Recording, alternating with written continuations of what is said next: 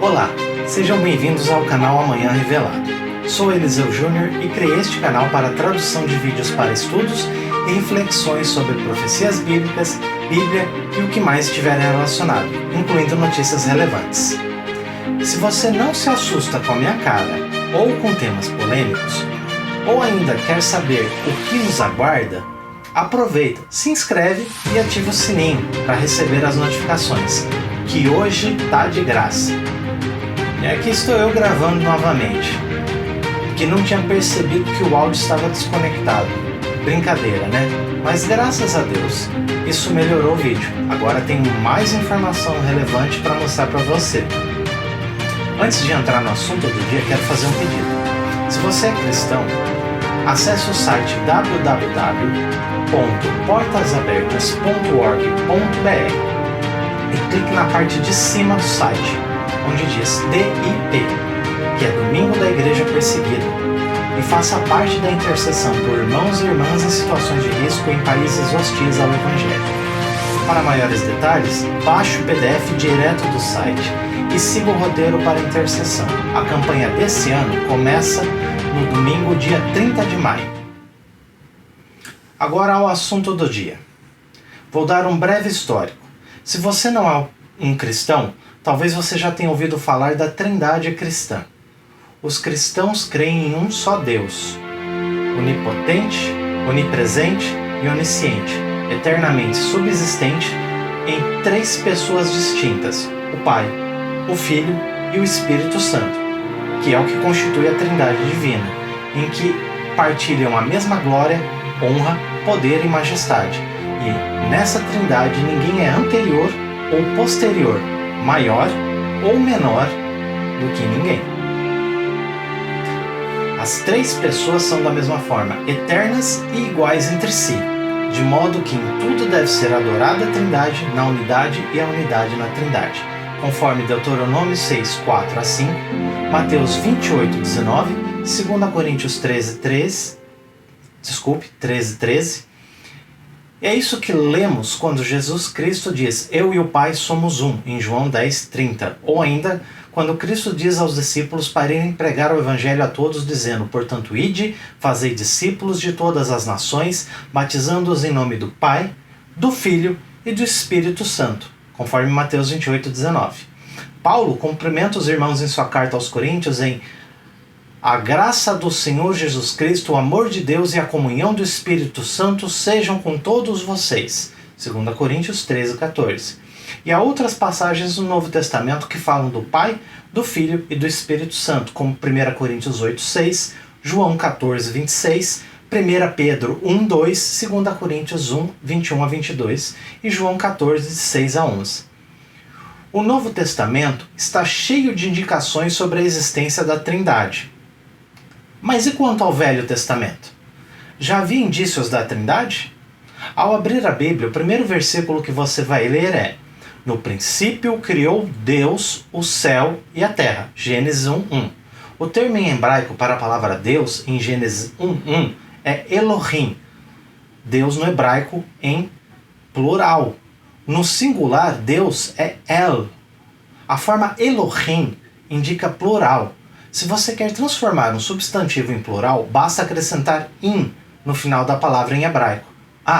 Hebraico é lido e escrito da direita para a esquerda, ao contrário do que fazemos com a nossa língua, que é da esquerda para a direita. Mais para frente, em Gênesis 1:26, encontramos a expressão e disse Deus, Elohim no original, que como vimos é Deus no plural. Façamos o homem à nossa imagem conforme a nossa semelhança. O verbo usado para fazer está no plural, é façamos, no original em hebraico que é nascer, e expressa uma vontade do Criador de fazer algo, como se desse uma ordem para si mesmo. O verbo hacer é fazer no singular. Para tornar uma palavra, no caso um verbo, em plural, basta acrescentar, nesse caso, na, que dá a ideia de nós, ao início da frase, ficando nascer. Da mesma forma, em Isaías 6:8, aparece o plural. Depois disso, ouvi a voz do Senhor que dizia, a quem enviarei? E quem há de ir por nós? Note, nós. Os judeus, contudo, não creem na Trindade. Não creem que Cristo era o Messias esperado. Eles ainda esperam por um Messias. Os primeiros cristãos eram judeus, assim como os apóstolos de Cristo, e Saulo de Tarso, conhecido no mundo romano como Paulo dos Gentios. Somente depois de um tempo é que a quantidade de gentios cristãos se tornou maior do que a de judeus cristãos. Ainda hoje, há alguns judeus que creem que Jesus era o Messias esperado. Esses judeus cristãos são também chamados de judeus messiânicos. Tá, mas então como os judeus não cristãos entendem essas partes com o substantivo e o verbo no plural? Você deve estar me perguntando. Bem, os judeus interpretam que o plural, nesse caso, não indica quantidade, mas sim qualidade. Ou seja, serve para demonstrar quão grande Deus é. Eles desconsideram o uso gramatical puro do hebraico no plural para dar outro contexto. Para os judeus, Deus é um. Não há possibilidade de existir uma trindade. Eles creem que Elohim é um tipo de plural que era usado no hebraico arcaico, ou seja, muito antigo, que demonstra a majestade divina, o rei e criador do universo. Embora a palavra morfologicamente esteja no plural, para eles o seu sentido é singular, entendeu? Para eles está no plural, mas é singular. E no caso dos verbos em plural, como o façamos em Gênesis 1:26, eles interpretam que seria como Deus falando com os anjos, expressando sua vontade. Não entendem esse façamos como uma participação dos anjos na criação, porque você não pode atribuir características de criação divina a criaturas criadas por Deus. Isso é exclusivo do Criador. Existe algo que os teólogos chamam de revelação progressiva. Só para citar um exemplo. Abraão, Isaac, Jacó, José, Noé, Adão e tantos outros personagens bíblicos viveram suas vidas sem Deus ter mandado ainda os 10 mandamentos, e sem muitas das profecias sobre o Messias que foram trazidas pelos profetas após a vida de Moisés. Então, os cristãos entendem que, devido à natureza progressiva da revelação divina ao longo da história do Velho Testamento e das afirmações de Cristo e o testemunho dos apóstolos e dos primeiros cristãos, essa revelação sobre a Trindade foi esclarecida por Cristo Jesus, confirmada pela atuação do Espírito Santo e pelos ensinos dos apóstolos no primeiro século. Basicamente isso. Se você, que é cristão, já compartilhou da sua fé, deve ter chegado um momento em que alguém te pediu para explicar isso. Como é que é essa questão de Trindade? Como é que isso funciona? A resposta que eu vi de muitos cristãos segue o padrão de que é preciso ter fé, mesmo não entendendo como é possível haver um só Deus e ao mesmo tempo ser Ele Deus Pai, Deus Filho e Deus Espírito Santo. Bem, considere isto. Quando Abraão conversou com o Senhor e quando Jacó lutou contra o anjo do Senhor, teólogos cristãos entendem que esses personagens bíblicos interagiram com o próprio Deus, assim como Moisés. Agora, considere as passagens em que reis e profetas do Antigo Testamento eram cheios do Espírito de Deus, passando a atuar com grande poder e profetizando, operando milagres e sinais. Isso aponta para duas formas de atuação de Deus no Velho Testamento, mas apenas em um momento Deus aparece fisicamente em glória. Então, quando há interação entre Deus e o homem no Velho Testamento, Deus se contém, por assim dizer, para que a pessoa com quem ele interage não morra, porque o homem é pecador.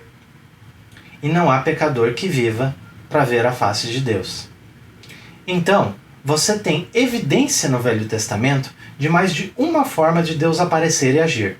Além disso, no Novo Testamento, Jesus afirma que é o Filho de Deus e que é um com o Pai.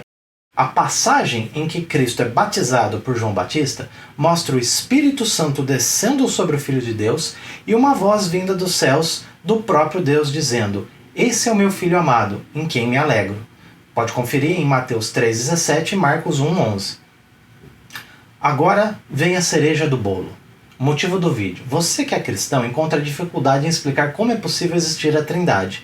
E você que não é cristão deve estar se perguntando como é que eu vou explicar isso, não é mesmo? Vou começar com um exemplo simples. O Sol. Você conhece o astro-rei que traz luz e calor para o nosso planeta, não é mesmo?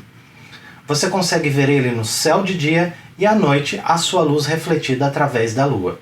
Sente o calor quando seus raios o atingem. Tem o dia graças à sua luz. Fazendo uma analogia, é como uma coisa só se manifestando de 3 formas distintas. Através do objeto que você vê no céu, que é a fonte disso tudo, a luz que ilumina a tudo e o calor que você sente na sua pele. De forma semelhante, a Trindade é a manifestação de um só Deus, porém 3 pessoas distintas: Deus Pai, Deus Filho e Deus Espírito Santo. Outra analogia: a água deixa de ser água quando está no formato gasoso? E quando está congelada, sólida? Ela tem 3 estados possíveis, embora os 3 não ocorram ao mesmo tempo na natureza. Tá, essa foi fácil de imaginar, né? Mas e se eu te disser que é uma forma de considerar a possibilidade de existência da Trindade com um pouco mais de ciência? Como assim? Você deve estar se perguntando. Calma, já vou explicar. Se você estudou química na escola ou na faculdade e se não dormiu nas aulas, deve lembrar-se de uma propriedade sobre as moléculas que é a ligação covalente. Nesse caso, cada molécula é composta por átomos de diferentes elementos, por exemplo, e cada átomo tem elétrons que possuem uma carga, e a diferença entre essas cargas e os diferentes números de elétrons basicamente é o que faz com que as moléculas permaneçam unidas. Pois bem, em química orgânica há um tópico mais avançado, que é estudado em universidades de vários cursos. O nome é ressonância. E dentro desse assunto tem um em específico que é o que eu vou tentar explicar em termos simples. Os químicos de plantão me perdoem por invadir sua área. Serei breve. Não precisa acreditar em mim.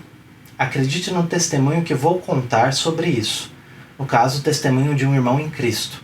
Seu nome é Nabil Qureshi e ele já foi para a glória, ou seja, já não está entre nós. Em seu livro Procurei Alá, Encontrei Jesus, ele relata a dificuldade que estava tendo em aceitar o conceito da Trindade cristã. Em 2003, ele estava estudando a matéria Química Orgânica na faculdade, junto com seu colega e amigo David. Ele e o seu amigo viviam conversando sobre as evidências da ressurreição de Cristo. Nabil sempre tentava defender sua fé islâmica e vivia fazendo pesquisas para trazer argumentos contrários aos de David, que era um cristão convicto. Até aquele momento, ele nunca havia sido convencido da possibilidade da existência da Trindade. Eles estavam estudando ressonância naquele dia, que é a configuração dos elétrons em certas moléculas. Na lousa estava o ânion nitrato, em 3 grandes representações possíveis. Os diferentes arranjos de elétrons em certas moléculas é o que é chamado de estruturas ressonantes. Para entender, veja um vídeo curto que explica fácil isso daí. Sempre que vemos uma situação onde temos algumas estruturas de Lewis que são igualmente válidas, chamamos isso de ressonância.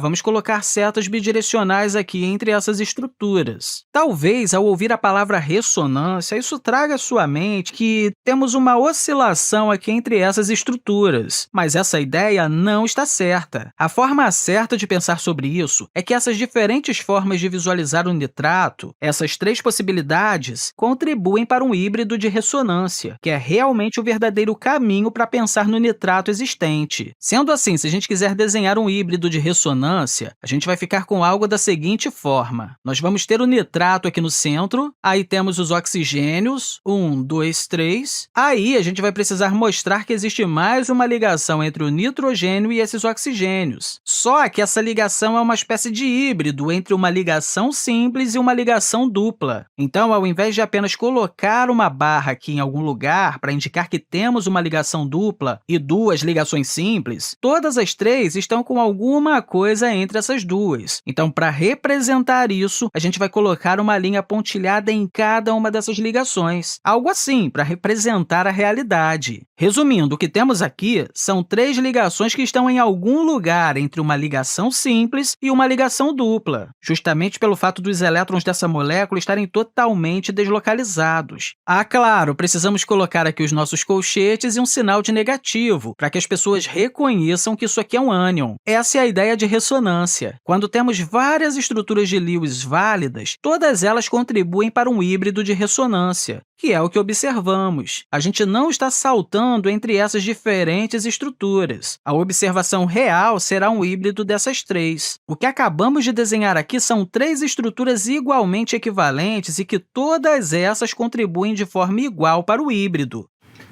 Agora é que fica interessante. A professora concluiu a explicação dizendo que uma molécula ressonante é cada uma de suas estruturas em cada ponto no tempo, embora não apenas uma de suas estruturas em qualquer ponto no tempo. Veja bem, ressonância não é oscilação, os elétrons não ficam pulando, mudando de uma posição para outra. Então é isso mesmo que você ouviu. As três possíveis formas dessa molécula ocorrer acontecem ao mesmo tempo e o tempo todo. São três estruturas diferentes ao mesmo tempo em que é uma única estrutura. E com essa informação, a professora tinha acabado de sacudir o mundo de Nabel. E agora você deve estar se fazendo a mesma pergunta que Nabel fez em sua cabeça quando ouviu isso. Como algo pode ser muitas coisas ao mesmo tempo? Muitas coisas diferentes? O que a professora estava dizendo era como dizer que ele estava comendo um hambúrguer no Texas, enquanto ao mesmo tempo cochilava em uma rede no Caribe. Do ponto de vista humano, isso não fazia sentido. E então algo ligou dentro dele, fez um estalo, e ele compreendeu. Se tem coisas nesse mundo que podem ser três em um, mesmo que incompreensivelmente, então por que Deus não pode? Para Anabel, uma nova possibilidade se abriu. Ele não mais descartou a ideia da Trindade, ele passou a entender Deus como um ser em três pessoas, Pai, Filho e Espírito. Pois bem, é mais complexo que isso, mas eu acho que você já pegou a ideia. Ele estava em uma aula em que a professora estava descrevendo um mundo subatômico. Nesse nível, acontecem coisas que não fazem sentido quando comparadas ao mundo que eu e você conseguimos perceber com os nossos olhos. Por exemplo, pense no átomo que compõe a matéria. A cadeira em que você senta não é, na verdade, um objeto sólido que suporta o seu peso. É um espaço quase completamente vazio, ocupado apenas em uma pequena parte por partículas que se movem a velocidades incompreensíveis. Parece errado pensar assim, mas é assim mesmo que funciona em nosso universo. Não adianta nem discutir isso. E agora, um exemplo de um vídeo bônus. Lembra que eu comentei sobre os três estados possíveis da água? Veja a água agora em seu estado líquido, gasoso e sólido acontecendo ao mesmo tempo, em uma experiência de laboratório. Ponto triplo da água em 4 vezes a velocidade normal. O ponto triplo da água acontece quando o sólido, líquido e gasoso atingem a curva de transição. O ponto triplo é a única condição na qual as três fases podem coexistir e é único para cada material.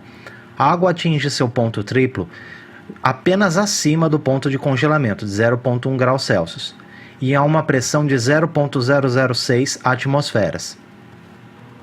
A água é colocada congelada dentro de uma câmara de vácuo e a sua pressão é reduzida.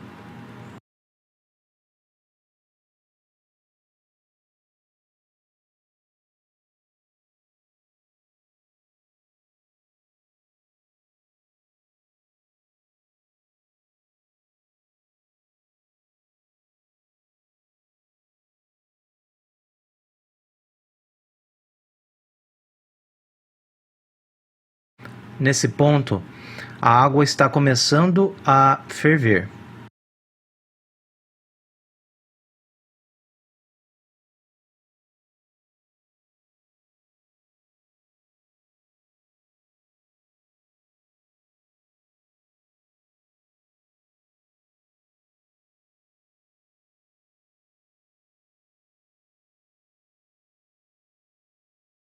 A água agora está no seu ponto triplo. A temperatura e pressão estão no ponto onde todas as três fases, gasoso, líquido e sólido, da substância coexistem num equilíbrio termodinâmico. Observe agora que a água está derretendo, congelando e fervendo ao mesmo tempo.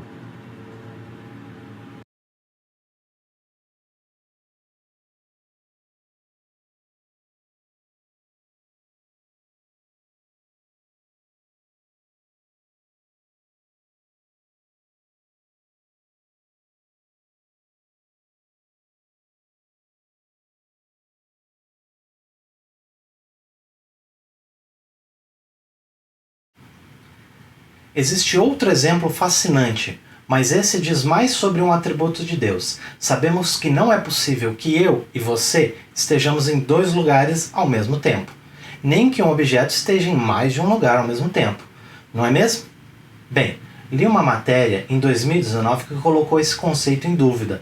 Uma equipe internacional de cientistas conseguiu observar uma molécula de grande tamanho ocupar dois lugares ao mesmo tempo, depois de colocá-la em um estado conhecido como superposição quântica. É isso mesmo que você ouviu. Cientistas observaram uma molécula ocupar dois lugares ao mesmo tempo. Através da leitura da Bíblia, percebemos que Deus tem algumas características formidáveis, impossíveis de serem emuladas por qualquer outro ser. Deus é onipotente, ou seja, todo-poderoso, onisciente, sabe de tudo, vê tudo, e onipresente, está em todo lugar. De repente, alguém estar em todo lugar ao mesmo tempo, o tempo todo, não parece tão impossível agora, não é mesmo? Claro que para o cético podem mostrar mil evidências que ainda assim a pessoa pode escolher continuar não crendo. Mas aí, tanto para não crer como para crer, é uma questão de fé e escolha. Você pode crer que Deus existe ou pode crer que não existe. E você? O que acha da possibilidade de na natureza e na ciência haver indícios de que a Trindade é uma possibilidade real e que até mesmo uma característica similar àquela que é atribuída a Deus foi cientificamente observada no comportamento de uma molécula? Coloca aí nos comentários, gostaria muito de saber a sua opinião. Deus abençoe e até a próxima.